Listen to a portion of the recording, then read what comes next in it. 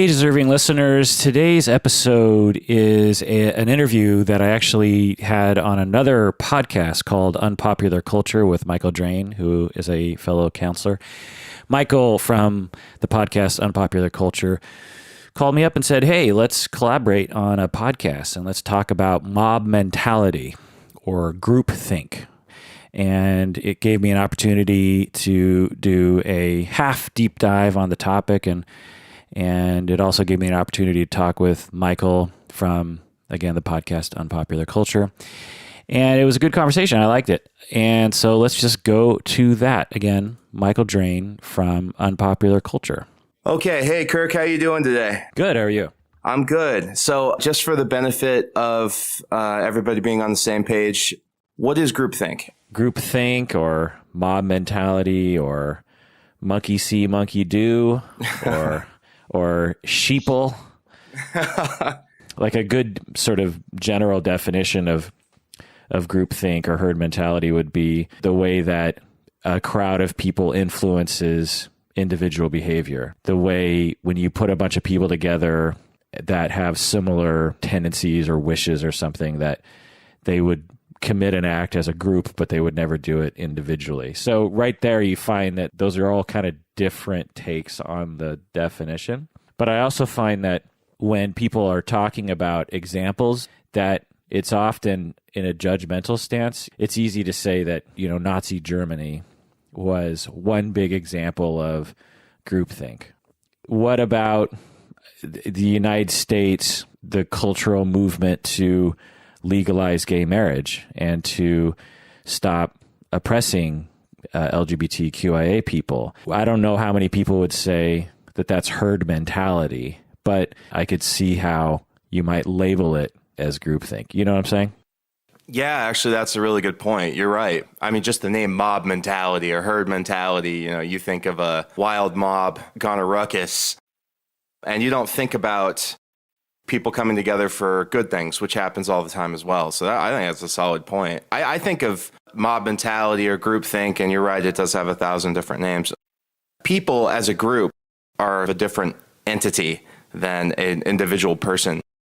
I've been on like a movie quote kick lately, Men in Black.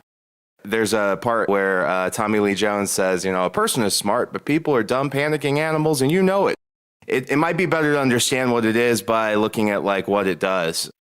People think as one almost collective brain. I would argue that collective brain is often not as thoughtful or intelligent.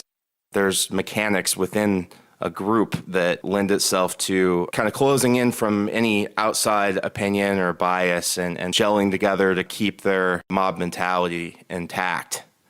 In the 20th century, we had a lot of examples of mob mentality gone wrong to the point of world wars and genocide. You are doing an episode on the Stanford prison experiment. I just did one, and often that's brought up in terms of groupthink. The guards as a group acted in ways they wouldn't have under normal circumstances, in that they were sadistic to the prisoners. And so different theorists like Freud, he saw World War I occur, of course, saw World War II occur and the Nazis, and fled. So, Klein and all these other people, they all fled. And so Freud was very concerned with this, and he thought that when you're in a large crowd, your superego is replaced by the crowd's mandate for you. So the superego, of course, being, Freud saw that as the conscience, the good angel on your shoulder. I've heard it described. Yes, exactly. Or the parent that you've internalized, the person in your head that says, don't smack that person in the face. It's also society to some extent. So it's a good angel in some ways, but it's also internalized parental rules and societal rules, not to run down the street naked or, masturbate on the bus or something. Those are all things that the superego would say, don't do. Don't do those things. Okay. Yeah. Okay. I don't know what sort of societal messages you've been internalizing, but I don't know. Maybe it's a Seattle thing. You mentioned another theory put forth by McDougall, who talked about when we are in groups, it seems as though we are reduced to our most simplistic emotional expression, which I find to be extremely interesting observation, right? That when you're by yourself or with a couple people, you might have, some complex, nuanced emotions. But when you're in a mob, then you get reduced to just like anger and sadness and joy, and everyone feels it at the same time. I find that to be just fascinating because I've absolutely experienced that myself. Oh, yeah, me too. And even knowing these principles and even being pretty familiar with them, you can still fall into this pattern just by your human nature alone. You almost have to stop yourself and see the moment. It's a group expresses very basic, primitive emotions, and most of the time they're thought of as bad. Nazi Germany being the classic example, but a lot of the times it's not. A lot of times people come together for, the Revolutionary War comes to mind, signing the Constitution. They were all expressing a very basic, primitive emotion. It just happened to have a good turnout. There's not a lot of critical thinking going on. It's almost like when you're in a group, the group brain almost is a less evolved version of the human brain, almost like a caveman, just expressing basic, extreme emotions. You can imagine being on the African savanna in the Pleistocene when your group decides that you've got to run, for instance, suddenly everyone just gets super tense and starts running. Well, if you are an independent thinker, when that other tribe comes in to kill everyone, or that group of tigers or whatever comes in to kill you, you're dead, right? So it makes sense that evolution would favor those who forego their own evaluation, because it's like, well, I don't see any danger. Why? I just see a bunch of people who I consider to be my kin running. I think I'll go take a look at what it is that they're running. You can imagine those people would get weeded out of the population, and that a mechanism of when you see the crowd and the herd going, then you go too. Yeah, no thinking. You just do it. Yeah, just react, And this is true for other mammals as well. It's not like humans, obviously, are the only ones that do this. But again, that's all speculation because we don't have a time machine. We can't go back in time. But I don't know. It makes coherent sense to me.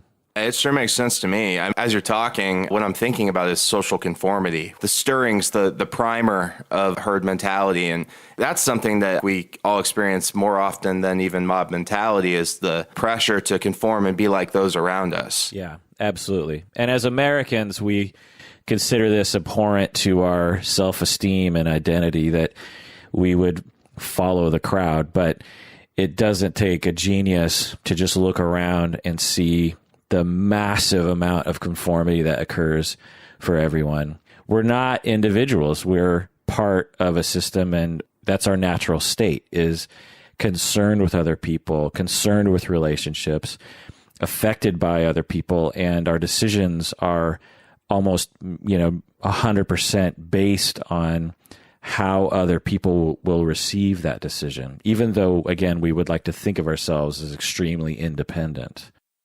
And it says a lot about the nature of groupthink. Groupthink was something that sort of worked for us back in the day as a species, and now it's something that's seen as mindless and bad in general.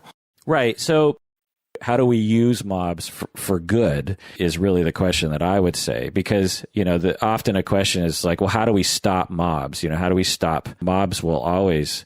The question is how can we be thoughtful about encouraging good mobs? When you're at a concert, the energy in the room is a mob. The music, the way people are dancing, that's a fun experience. No one would say we should eliminate that cultural expression and that experience for people.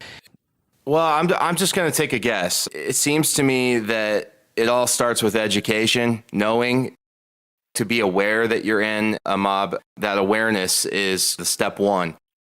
We do an episode on the bystander effect, the tendency for people to stand by and watch if somebody's in a situation, and the more people that are around, the less likely you are to get help. And there's decades of research on this.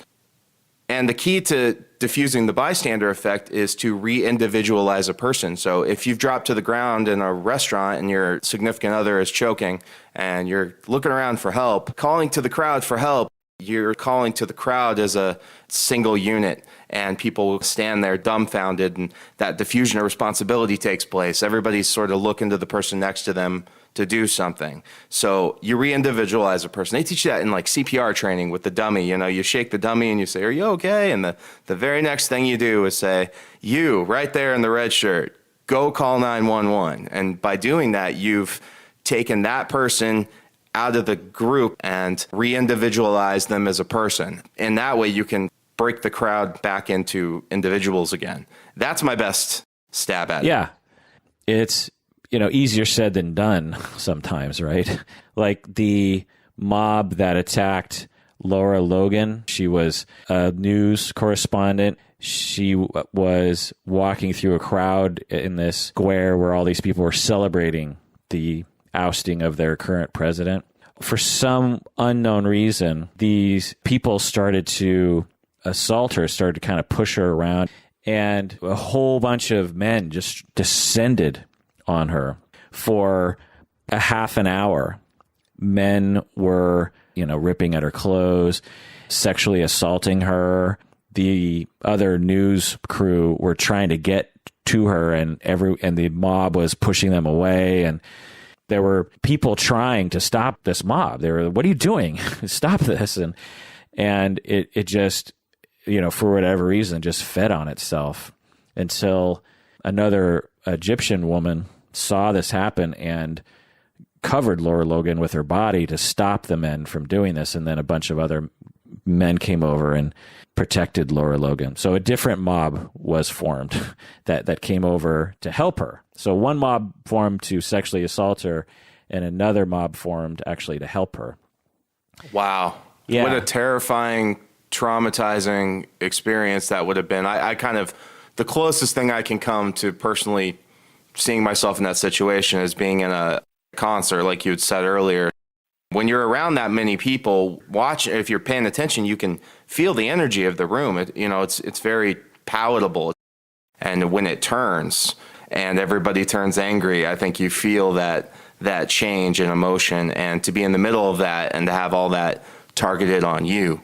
And when you think of the pressure of social conformity to begin with, wow, that's a crazy story. I actually hadn't heard of that one. Yeah, it's pretty awful.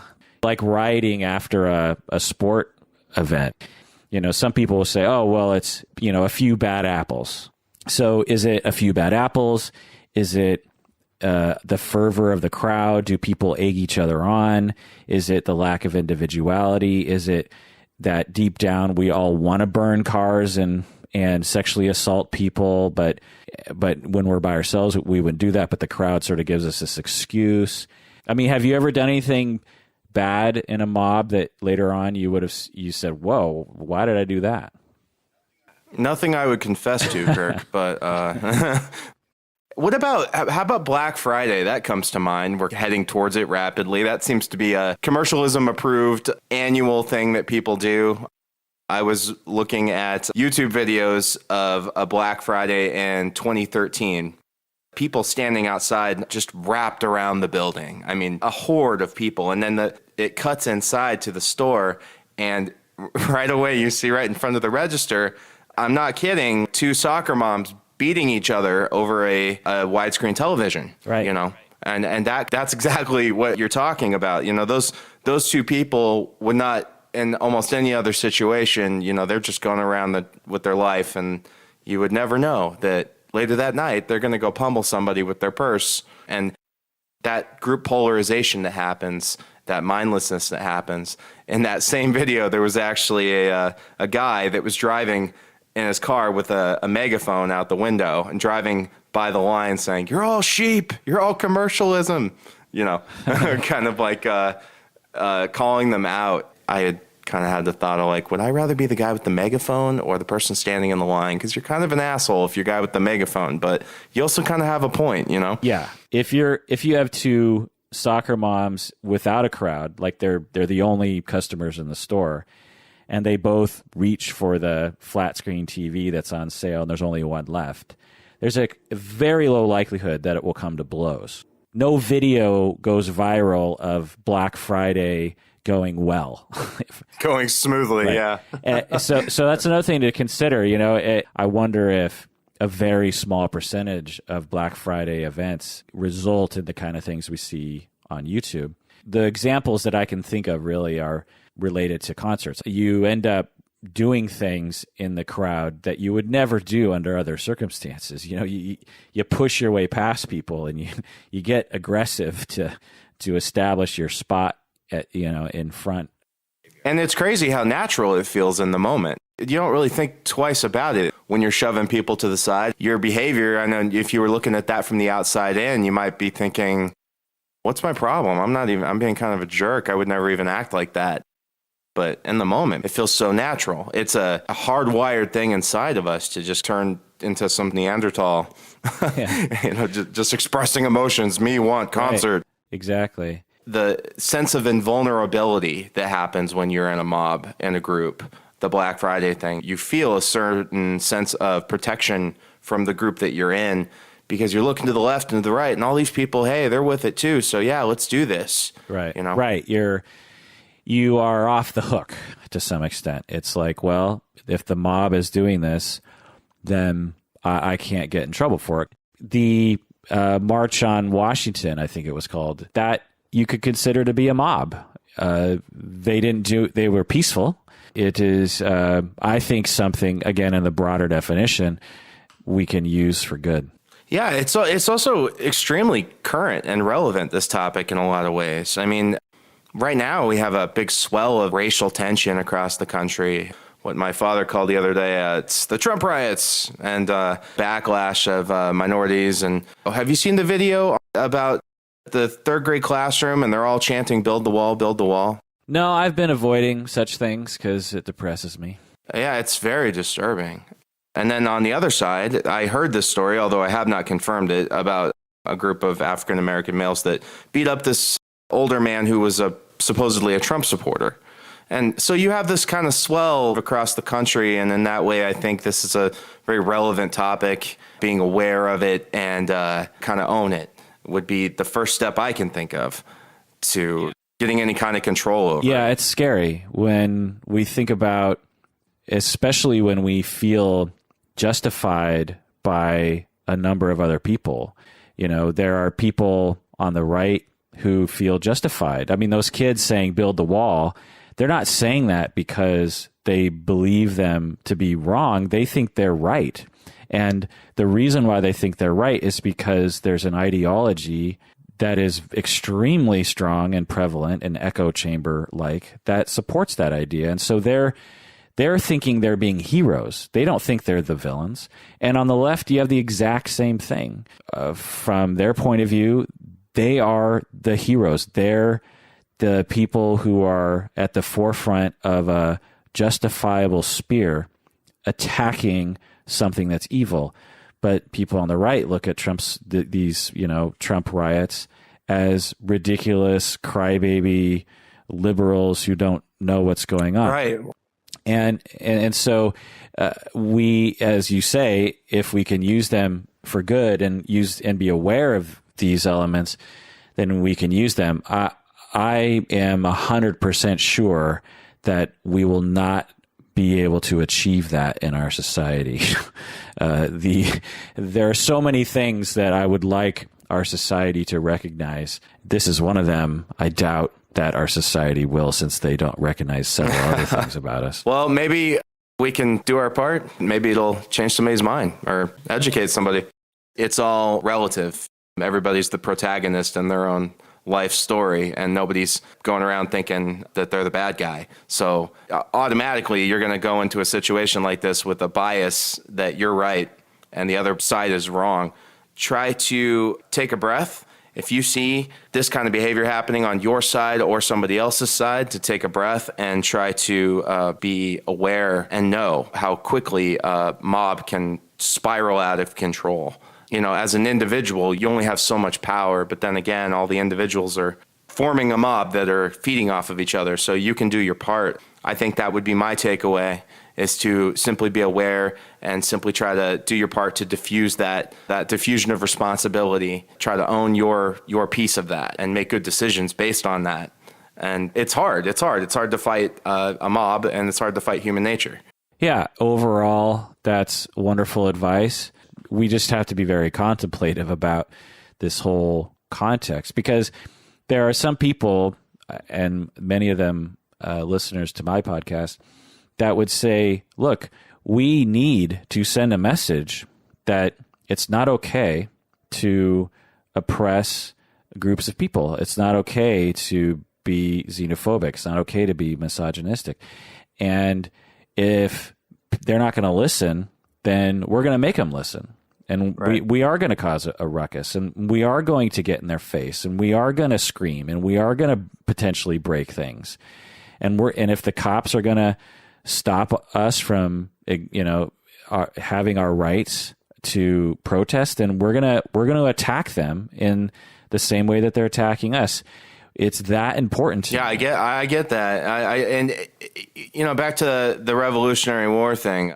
You're totally right. I mean, think about it. If you were back in the 1770s and you were watching a bunch of rebels fight the redcoats, you got one guy standing there saying, "Oh, these damn rebels, why can't they just get in the line?"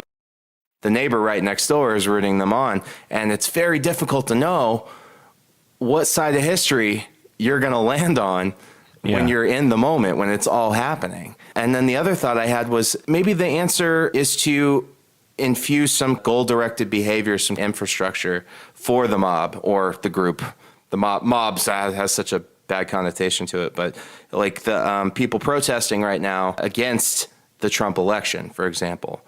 It seems to me that those groups right now are rioting without any real direction to it. They're expressing their discontent, which is great. I totally support that, but wouldn't it be better if they were able to have an agenda and a plan? And wouldn't that organization help to give the mob or the group a smarter brain, sort of? Yeah, no, I agree, really, for both sides, if we're just going to be dichotomous between right and left. For instance, I brought up the Tea Party. The modern Tea Party sometimes lacks leadership, and they'll get together, they'll march on Washington, and it's unclear what the purpose is, and for people on the left, they look at the Tea Partiers and they just see a bunch of racists who want to make America great again. And to people on the right, they look at Trump supporters and just see a bunch of crybabies, who are entitled and out of touch, and they want handouts or whatever they're saying about those groups. And to my knowledge, there's no at least coverage of the leaders, because these groups often don't really have leaders.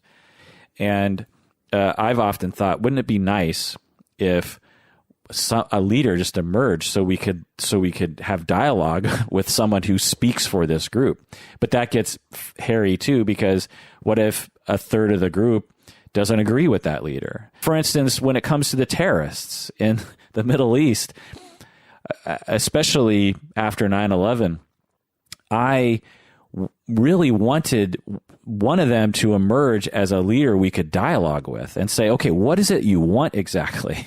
Because let's talk so that we can put an end to this. Right. When it's just a mob, when it's just a group of people, it from the outside, it just feels so much less manageable or something. Yeah, some of these are pieces to a bigger answer or a solution. I think leadership makes perfect sense to me. At the same time, the leader is not always good. The Nazi Germany example comes to mind, and that was a mob. Jonestown, have you ever heard of the Jonestown massacre, the Jim Jones? That's another example of how a leader can lead their sheep to slaughter. Yeah, I but am highly intrigued by the Jim Jones story, Jonestown, because it's so complex. When I was growing up, I remember hearing about it as you just had this cult leader who forced all of his parishioners to kill themselves by drinking the Kool-Aid. But when you look at this story more closely, it's seemingly many of the people who committed suicide that day did so absolutely willingly. They weren't being forced to do that. It's a little questionable because there were elements that Jim Jones sort of engineered to make everyone sort of afraid. But it seems possible to me that they did that out of groupthink. They individually would never have killed themselves that day, but because everyone else was, they did it. Right. Actually, we have very similar interests, you and I. I did an episode on Jim Jones. We played some audio, which was disturbing. There was a lady that spoke up on the day that they were about to drink the cyanide, and he's conducting a sermon, talking people into it. They basically thought that the United States was going to kick in the door any second and slaughter all their kids. And he was saying, we better not be alive when the U.S. comes looking for us because they're going to do horrible things to our babies, and we don't want our kids to have to suffer through that. And so the lady speaks up, and he gives the illusion of giving a choice. He hands the microphone. Does anybody else want to speak? And one lady takes the microphone and says, what if we just get out of here? And he quickly beats her down using all the other people in the group. He doesn't do it himself. He says, okay, of course you can talk. Of course, I want to hear your thoughts.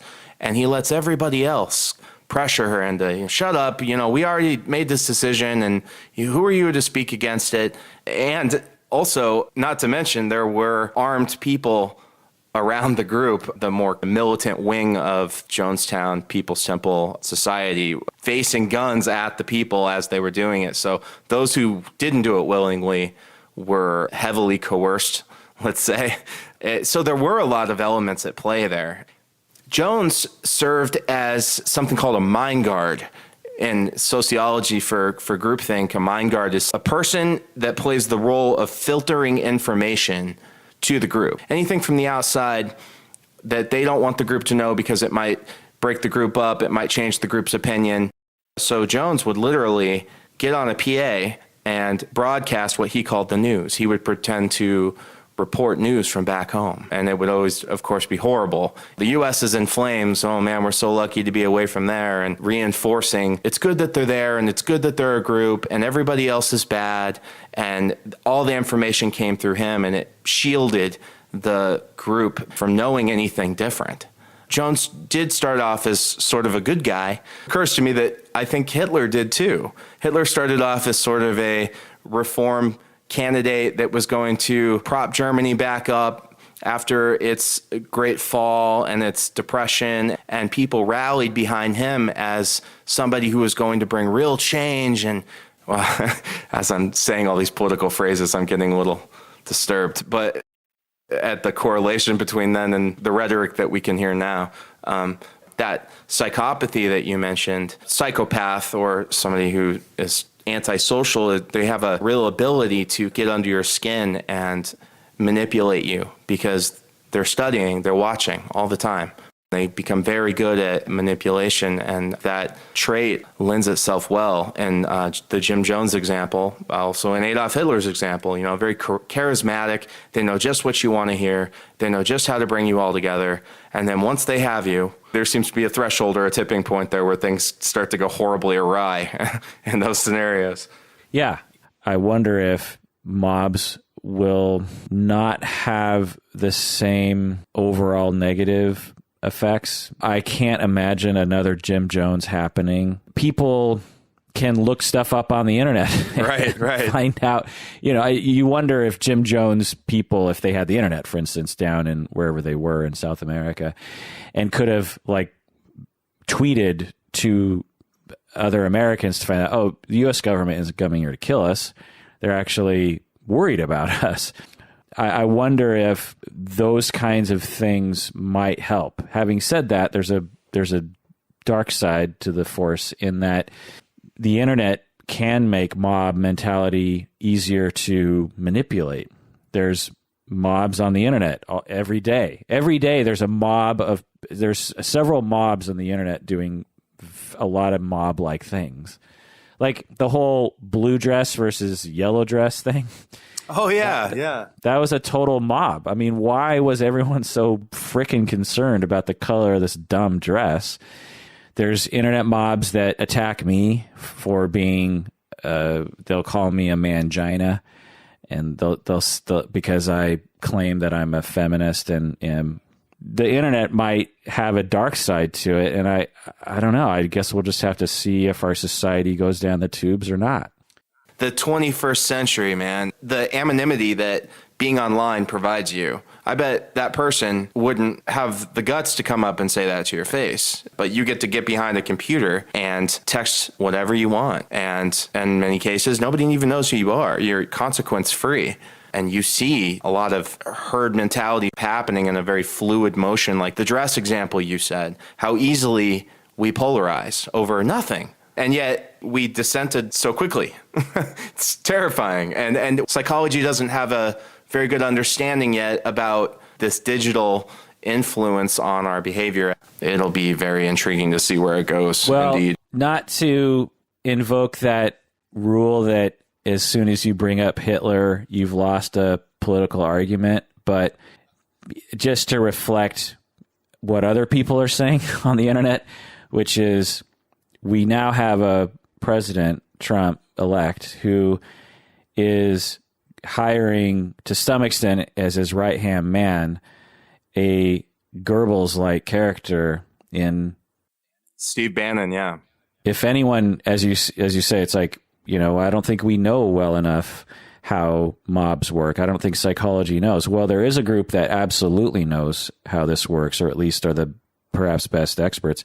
And those are media people who have been, on the front lines of getting clicks. And every day they're basically conducting psychological research on our society. And it's not just like individual articles. It's like, how do you create a series of articles or even an ideology? How do you create an ideology among a group of people that compels them to believe something and compels them to act and compels them to vote?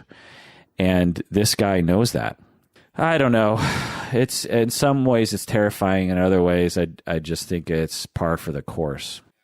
Yeah, it's at this point you just get to sit back and watch and see what happens, and that's all you can do. You bring up a good point. Media are experts on the front lines at how to stoke the flames of a group, how to target them to get them to believe certain things. Facebook is currently under attack right now for targeted posts and ads that lend themselves to one side of an agenda. I think the accusation is that they're posting things that are very anti-Trump, very pro, like they'll diminish the All Lives Matter versus Black Lives Matter movement, for example. They'll show more videos of cops committing injustices of various kinds and less videos of the opposite, sort of a propaganda channel. Facebook's huge. Facebook's something that everybody has, and they check 2,000 times a day, and this information's being pumped into you by these special interests, I don't know what else to call them, and these big players that know exactly how to manipulate the crowd and get them to think things just by giving them information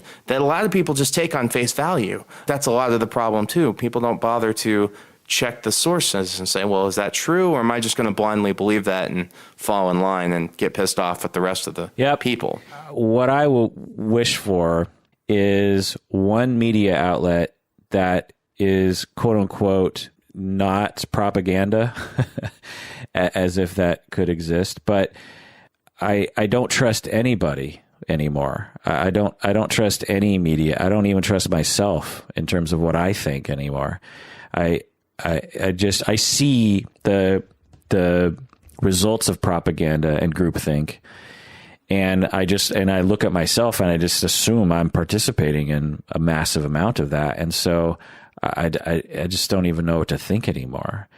Yeah, I'm baffled myself.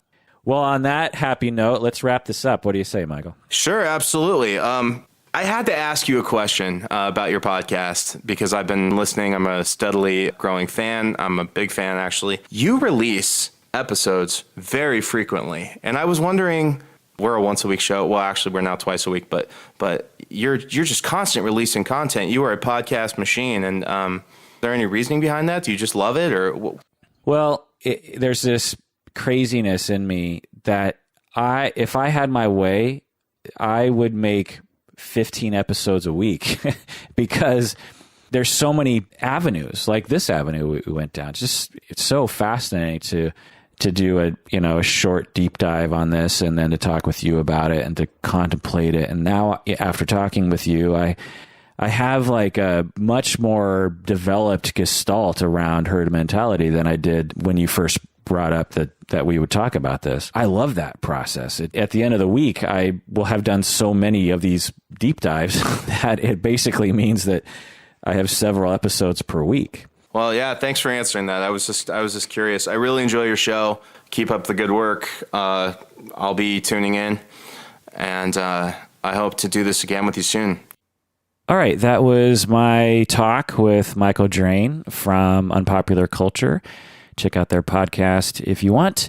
Also, please become a patron if you haven't already. All the cool kids are becoming patrons these days.